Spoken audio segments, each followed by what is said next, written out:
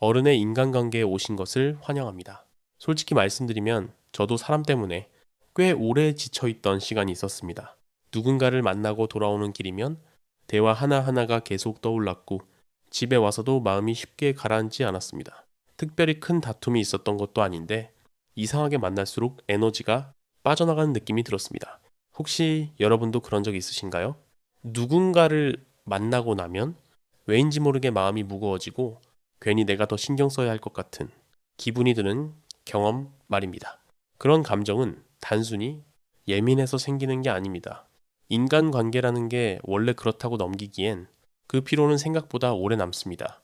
많은 분들이 같은 이유로 스스로를 탓하고 내가 사람을 잘 못 만난다고 결론 내립니다. 하지만 그렇게 혼자서만 끌어안고 갈 문제는 아닙니다. 가만히 생각해보면 그 불편함은 아무 관계에서나 생기지 않습니다. 특정한 사람, 특정한 순간에서만 반복됩니다. 그건 성격의 문제가 아니라 관계 안에서 반복되는 어떤 신호일 가능성이 더 큽니다. 놀랍게도 같은 상황에서도 어떤 사람은 관계가 편해지고 어떤 사람은 점점 더 지칩니다. 어떤 만남은 시간이 지날수록 안정감을 주는데 어떤 만남은 이유 없이 나를 작아지게 만듭니다. 이 차이는 성격이나 운이 아니라 관계 안에서 반복되는 아주 작은 순간들에서 갈립니다. 그 작은 순간에는 공통된 특징이 있습니다. 대부분은 대수롭지 않게 넘기지만 지나고 나면 꼭 같은 지점에서 마음이 상합니다. 문제는 그 특징이 보이지 않아서가 아니라 보여도 의미를 모르고 지나쳐버린다는 데 있습니다. 저와 똑같은 삶을 살아왔는데 어떤 분은 사람 때문에 상처받지 않고 하루를 편안히 보내더라고요. 그분들에게는 딱 하나의 공통점이 있었습니다. 사람을 볼 때 이 신호 하나만 알면 관계가 달라집니다. 나이와 상관없습니다. 지금부터 알아도 충분히 관계가 달라질 수 있습니다. 이 이야기는 누군가를 판단하거나 비난하려는 목적이 아닙니다. 지금까지 관계를 지키려고 애써온 당신이 틀렸다고 말하고 싶은 것도 아닙니다. 오히려 왜 그렇게 애쓸 수밖에 없었는지, 왜 혼자서만 힘들어졌는지를 이해해 보려는 시간입니다. 이제부터는 사람을 더 잘 맞춰주는 법이 아니라 관계 속에서 스스로를 지키는 기준에 대해 이야기해 보려 합니다. 몇 장면만 지나도 당신의 머릿속에 떠오르는 얼굴이 하나쯤은 생길 겁니다. 그리고 그때 이 관계를 어떻게 바라봐야 할지에 대한 감각도 함께 생기기 시작할 겁니다. 어른의 인간관계 채널을 구독해 두시면 어디에서도 쉽게 들을 수 없는 삶의 지혜를 평생 받아보실 수 있습니다. 구독과 좋아요를 눌러주세요. 주변에 꼭 한 명은 있습니다. 대화를 시작하면 늘 억울한 이야기가 먼저 나오는 사람입니다. 자기는 늘 최선을 다했는데 상대가 문제였고 상황이 나빴고 운이 없었다고 말합니다. 처음엔 고개를 끄덕이게 되지만 시간이 갈수록 이야기는 늘 같은 방향으로 반복됩니다. 그 사람을 만나고 나면 왜인지 모르게 마음이 무거워지고 괜히 내가 더 신경 써야 할 것 같은 기분이 듭니다. 도와주고 싶어서 옆에 있었는데 어느새 내가 미안해지고 조심하게 됩니다. 사람은 자신의 이미지를 지키기 위해 이야기를 구성합니다. 특히 상처받았다는 감정이 강할수록 뇌는 스스로를 보호하려는 방향으로 기억과 해석을 재정렬합니다. 그래서 모든 사건에서 자신은 피해자가 되고 상대나 환경은 가해자가 됩니다. 이 과정은 의도적이지 않아 더 위험합니다. 본인도 진심으로 그렇게 믿기 때문입니다. 문제는 이런 서사가 관계 안에서 반복될 때 생깁니다. 매번 같은 구조로 흘러가면 관계는 균형을 잃습니다. 대화의 중심은 늘 그 사람의 억울함이 되고 듣는 사람은 감정의 무게를 대신 떠안게 됩니다. 이 관계가 위험해지는 신호는 분명합니다. 그 사람의 이야기를 듣고 나면 당신이 먼저 미안해집니다. 아직 아무 판단도 하지 않았는데도 괜히 선을 넘은 것 같은 기분이 듭니다. 그리고 점점 솔직한 말을 아끼게 됩니다. 이 신호는 우연이 아니라 관계가 이미 한쪽으로 기울었다는 표시입니다. 이럴 때 많은 분들이 더 노력해야 한다고 생각합니다. 이해해주면 달라질 거라 기대하고 조금만 더 참으면 나아질 거라 믿습니다. 하지만 실제로 도움이 되는 건 더 많은 공감이 아니라 구조를 바꾸는 선택입니다. 같은 이야기가 반복될 때는 공감을 줄이고 사실과 기준으로 대화를 짧게 정리해야 합니다. 관계의 본질은 누가 더 불쌍한지를 가리는 데 있지 않습니다.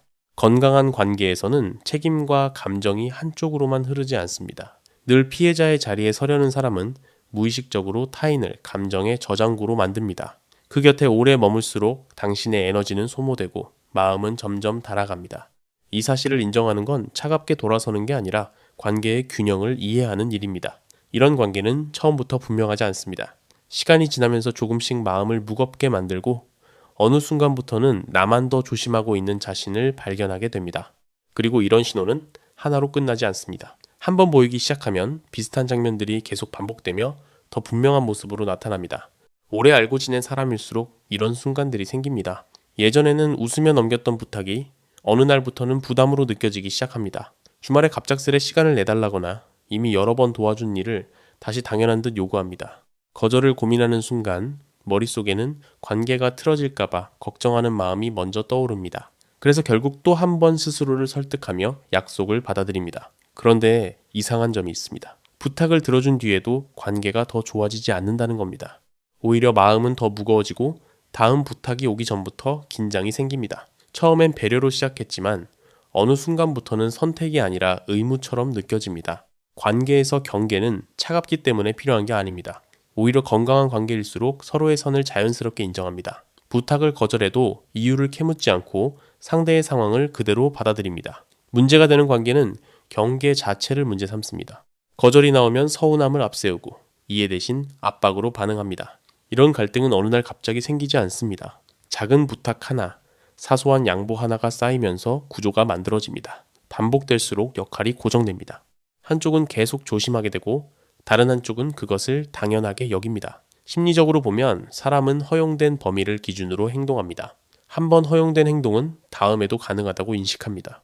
그래서 처음에는 미안해하던 부탁도 거절 없이 반복되면 자연스럽게 기대가 됩니다. 의도가 없다고 해서 결과까지 무해해지는 건 아닙니다. 이 관계가 위험해지는 신호는 분명합니다. 거절을 말하려는 순간 이유를 길게 설명하게 됩니다. 단순히 어렵다고 말하지 못하고 상대의 기분을 먼저 살핍니다. 그리고 결국 거절하지 못한 자신을 자책합니다. 이 패턴이 반복된다면 이미 경계는 존중받지 못하고 있습니다. 나를 지킨다는 건 상대를 밀어내는 일이 아닙니다. 더 이상 스스로를 소모하지 않겠다는 선택입니다. 경계를 말했을 때 불편해하는 사람은 그동안 당신의 침묵에 기대어 관계를 유지해왔을 가능성이 큽니다. 그 기대를 내려놓는 순간 물론 관계는 잠시 흔들릴 수 있습니다. 하지만 그 흔들림을 피할수록 결국 흔들리는 건 당신의 마음입니다. 이런 관계에서는 언제나 내가 더 이해해야 할 사람처럼 느껴집니다. 하지만 이해와 희생은 다릅니다. 선을 긋는 순간 불편해지는 관계라면 그 불편함은 이미 오래전부터 쌓여왔을 가능성이 큽니다. 이상하게 대화를 하고 나면 내가 작아지는 사람이 있습니다. 특별히 무례한 말을 한 것도 아닌데 집에 돌아와서 괜히 내 말투를 떠올리게 되고 내가 너무 과장했나 하고 혼자서 마음을 정리하게 됩니다. 이런 느낌은 우연이 아닙니다. 조금만 떠올려보면 공통된 장면이 있습니다. 대화 중간중간 자신의 경험을 기준으로 상대를 정리하는 말이 섞여 있습니다. 나는 그 정도는 이미 해봤다. 그건 별거 아니다. 그 나이엔 다 그렇게 산다 같은 말들입니다. 겉으로는 조언처럼 들리지만 대화가 끝나고 나면 묘하게 위아래가 갈린 느낌이 남습니다.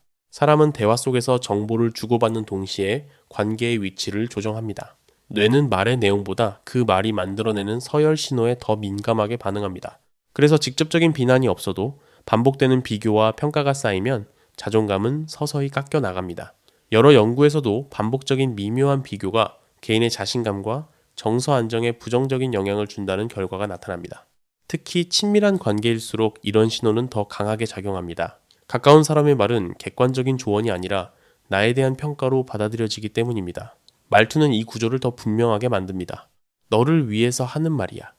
내가 겪어봐서 아는데 같은 표현은 상대를 보호하는 말처럼 들리지만 동시에 경험의 우위를 선언하는 말이기도 합니다. 이런 말이 반복되면 대화는 교류가 아니라 위계 확인의 시간이 됩니다. 상대는 점점 자신의 생각을 숨기게 되고 질문보다 동의부터 하게 됩니다. 이 갈등이 반복되는 이유는 간단합니다. 처음에는 웃으며 넘겼던 말들이 경계로 인식되지 않았기 때문입니다. 한번 허용된 말투는 다음에도 사용되고 그 과정에서 관계의 위치는 조금씩 고정됩니다. 그러다 어느 순간 대화 자체가 부담으로 느껴지기 시작합니다. 이 지점에서 중요한 건 내가 부족해서 이런 말을 듣는 게 아니라는 사실입니다. 누군가의 말이 나를 작게 만든다면 그건 나의 역량 문제가 아니라 관계의 구조 문제입니다. 자신을 낮춰서 유지되는 관계는 오래 갈수록 더 큰 상처를 남깁니다. 이제는 상대의 말에 맞춰 나를 줄이는 대신 나 자신을 지킬 자격이 있다는 걸 인정해야 합니다. 그것이 오만이 아니라 자기 존중의 시작입니다. 이런 관계에서는 대화 하나하나가 시험처럼 느껴집니다. 잘 말해야 할 것 같고 괜히 드러내면 평가받을 것 같아 조심하게 됩니다. 하지만 이 불편함은 한 번으로 끝나지 않습니다. 비슷한 말, 비슷한 분위기는 다음 만남에서도 다시 모습을 드러내며 점점 더 분명해집니다. 어느 날 이런 대화를 나눕니다. 요즘 들어 마음이 좀 지친다는 말에 상대는 잠시 고개를 끄덕이더니 바로 이렇게 말합니다. 그건 네가 너무 감정적으로 생각해서 그래. 이렇게 하면 덜 힘들 거야. 말은 맞는 것 같지만 그 순간 이상하게 더 말하고 싶은 마음이 사라집니다. 위로를 기대했던 자리에 설명과 판단만 남습니다. 비슷한 장면은 일상에서 자주 반복됩니다. 힘들다는 말을 꺼내면 돌아오는 건 공감이 아니라 해결책입니다. 그 사람은 나를 도와주고 있다고 생각하지만 대화를 마치고 나면 마음은 더 혼자 남겨진 느낌이 듭니다. 괜히 말 꺼냈나 싶어지고 다음부터는 속 얘기를 삼키게 됩니다. 이런 갈등은 의도와는 다른 지점에서 생깁니다. 상대는 문제를 빨리 해결해주고 싶어 하지만 말하는 사람은 먼저 감정을 이해받고 싶어 합니다. 이 두 욕구가 어긋날 때 대화는 엇나가기 시작합니다. 공감 없이 바로 분석으로 들어가면 감정은 정리되지 않은 채 남습니다. 심리적으로 사람은 자신의 감정이 인정받았을 때 비로소 생각을 정리할 수 있습니다. 감정을 건너뛰고 해결책만 제시받으면 뇌는 위로가 아니라 평가로 받아들입니다.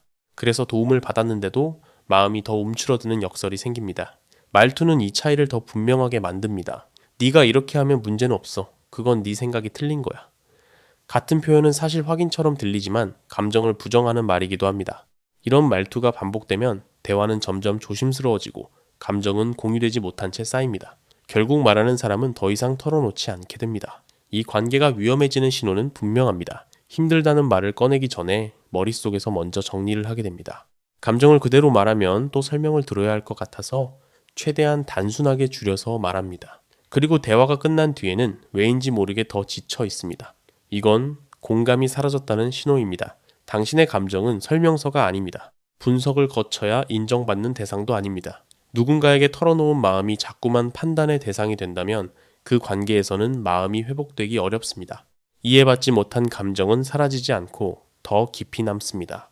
그 마음을 느끼는 당신이 이상한 게 아니라 그 감정을 받아주지 못한 관계가 맞지 않았을 뿐입니다. 그래서 용기를 내어 말해볼 수도 있습니다. 지금 필요한 건 해결책이 아니라 공감이라고. 하지만 시간이 지나도 대화의 방식은 바뀌지 않습니다. 여전히 공감보다는 분석이 먼저 나오고 이해보다는 조언이 앞섭니다. 말은 바뀌었지만 태도는 그대로입니다. 쇼펜하우어는 말이 아니라 행동을 보라고 했습니다. 반복되는 어긋남은 실수가 아니라 성향이기 때문입니다.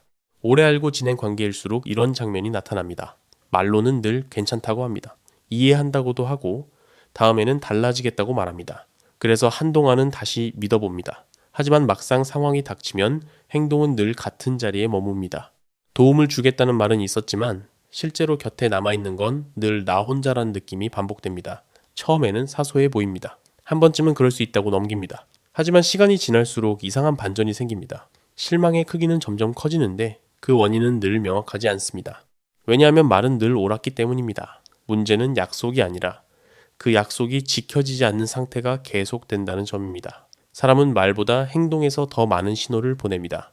뇌는 반복되는 패턴을 통해 상대를 신뢰할 수 있는지 판단합니다. 그래서 한두 번의 실수는 넘어가지만 말과 행동의 불일치가 반복되면 경계 신호가 켜집니다.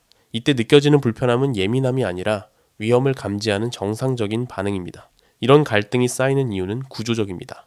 관계 초반에는 말이 관계를 이끌지만 시간이 지날수록 행동이 관계의 기준이 됩니다. 그런데도 우리는 여전히 말에 기대어 관계를 유지하려 합니다. 그러다 보니 실망이 반복되고 그때마다 스스로에게 너무 많은 이해를 요구하게 됩니다. 특히 문제가 되는 건 특정 말투입니다. 걱정하지 마. 내가 알아서 할게. 다음엔 꼭 챙길게. 같은 말은 책임을 지는 말처럼 들리지만 실제 행동이 따르지 않으면 오히려 혼란을 키웁니다. 이런 말이 반복될수록 상대는 기다리게 되고 관계의 주도권은 점점 불균형해집니다. 위험 신호는 분명합니다.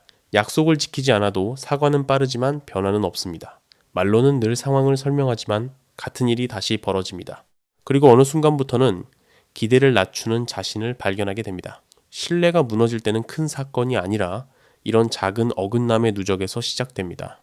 쇼펜하우어는 인간관계에서 가장 위험한 착각은 말에 안심하는 것이라고 말했습니다. 사람은 자신을 말로 설명하지만 본성은 행동으로 드러난다는 뜻입니다. 반복되는 어긋남 앞에서 계속 이해하려 애쓰는 것은 관용이 아니라 자기 소모입니다. 관계를 판단할 때 필요한 지혜는 상대의 말이 아니라 시간이 지나도 변하지 않는 행동을 기준으로 삼는 것입니다. 말과 행동이 다를 때 사람은 늘 말을 붙잡으려 합니다. 하지만 그 선택이 반복될수록 관계는 점점 더 불안정해집니다.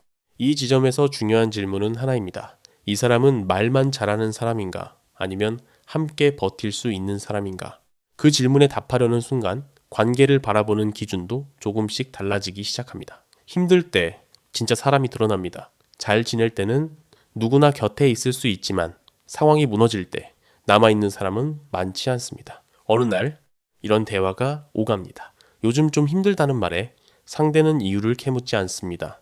해결책을 나열하지도 않습니다. 대신 지금은 내가 옆에 있겠다고 말합니다. 말은 짧았지만 그 이후에도 연락은 끊기지 않고 태도는 그대로 유지됩니다. 그때 사람은 설명보다 존재가 더 큰 위로가 된다는 걸 처음으로 체감합니다. 관계에서 가장 중요한 기술은 말을 잘하는 능력이 아니라 자리를 지키는 태도입니다. 어려운 순간에 무엇을 해줄 수 있는지보다 떠나지 않는지가 더 중요합니다.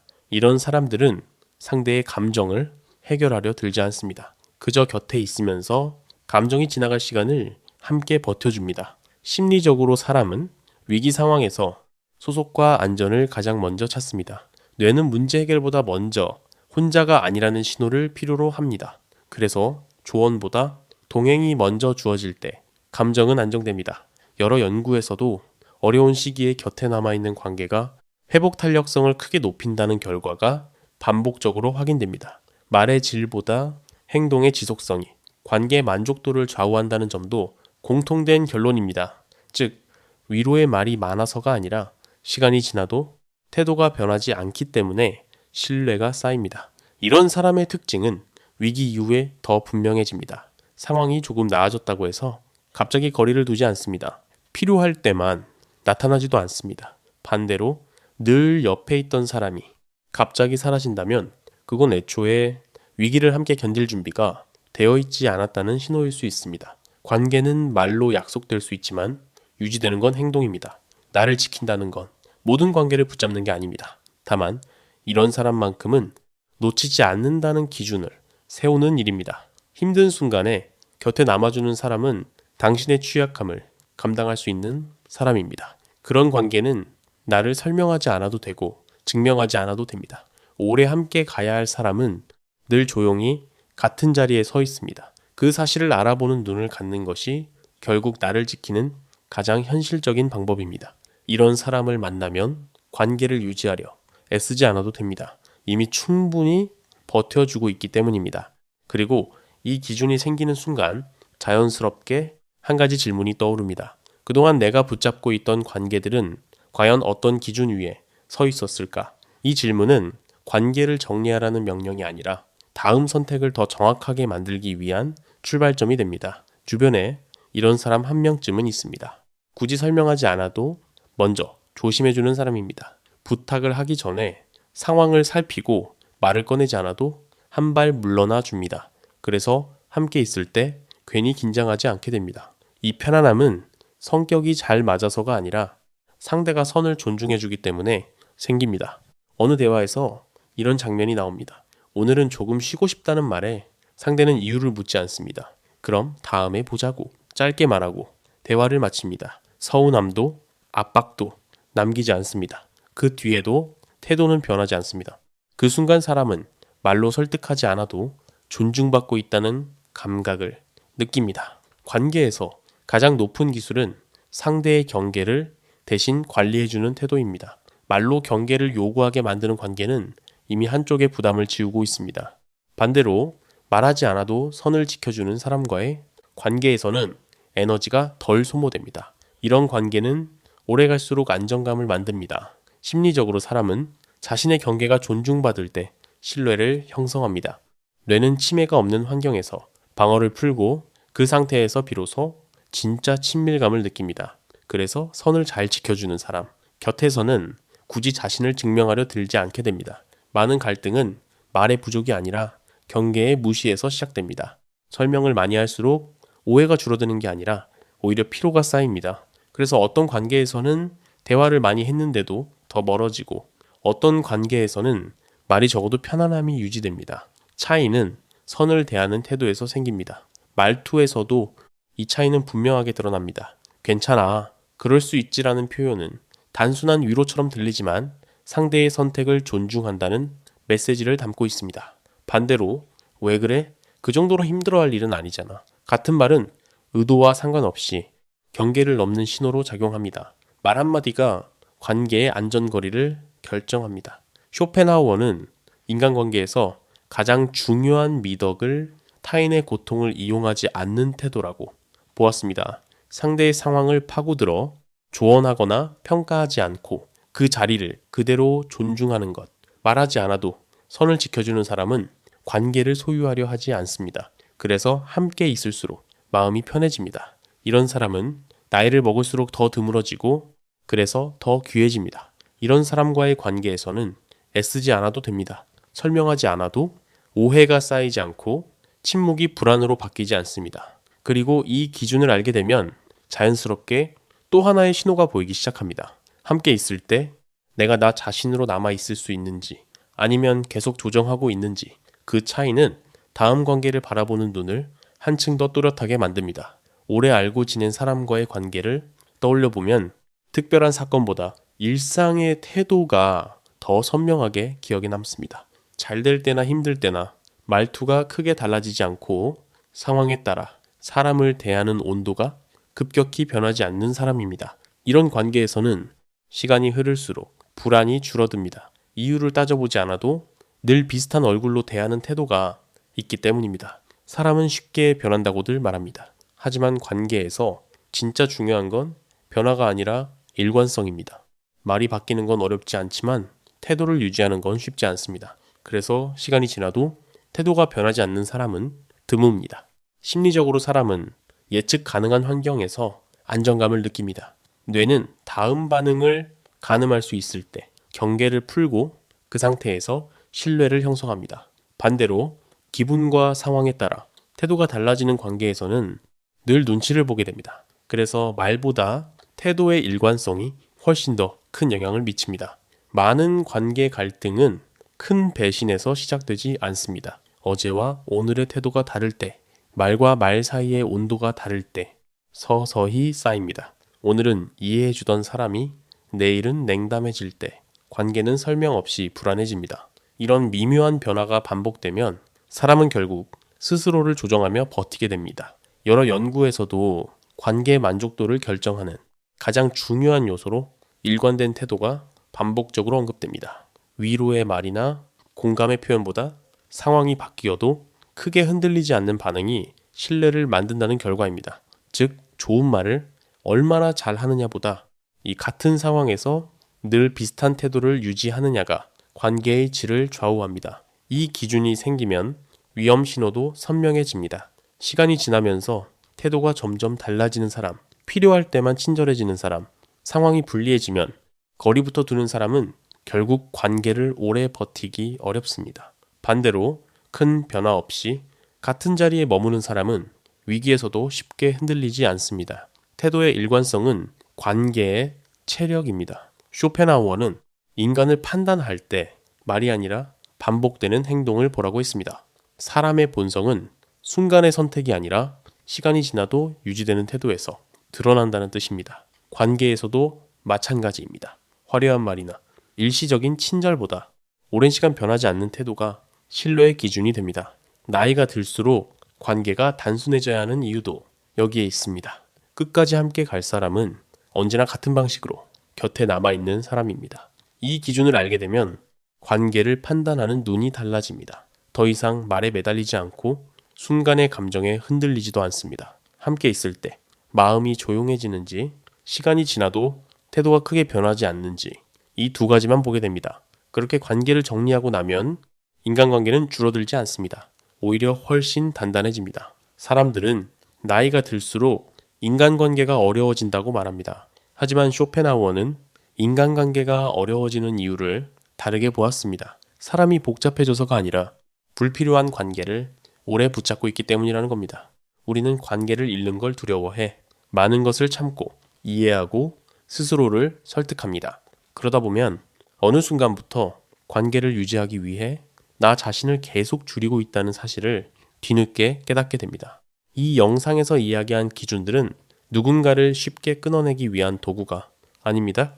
오히려 더 이상 스스로를 소모하지 않기 위한 최소한의 기준입니다. 말로는 다정하지만 행동이 따르지 않는 사람, 경계를 말하면 불편해하는 사람, 공감 대신 분석으로 대화를 끝내는 사람, 곁에서는 마음이 회복되기 어렵습니다. 반대로 어려울 때 곁에 남아주고 말하지 않아도 선을 지켜주며 시간이 지나도 태도가 크게 달라지지 않는 사람과의 관계에서는 설명하지 않아도 마음이 편해집니다. 쇼펜하우어는 인간 관계에서 가장 중요한 지혜는 사람을 많이 아는 것이 아니라 누구와 함께하지 않을지를 아는 것이라고 말했습니다. 이 말은 차갑게 살라는 뜻이 아닙니다.